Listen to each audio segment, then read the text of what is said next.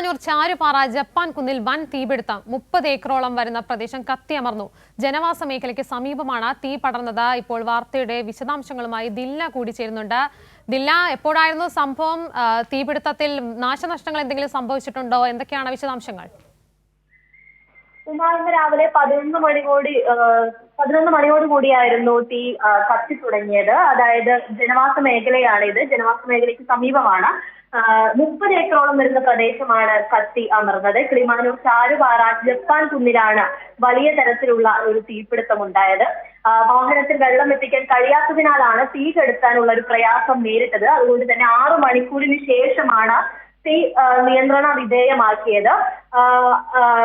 അതായത് ഇവിടെ ഒരു സമീപവാസി അദ്ദേഹത്തിന്റെ ഒരു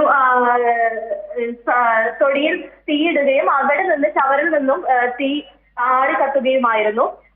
പക്ഷേ നിലവിൽ തീ നിയന്ത്രണ വിധേയമാണ്. പക്ഷെ സമീപ പ്രദേശത്ത് ഒരു നല്ല കാറ്റുണ്ട്. അതുകൊണ്ട് തന്നെ രാത്രി ഈ ഒരു തീ കത്താൻ വീണ്ടും സാധ്യതയുണ്ട് എന്നാണ് വിവരം.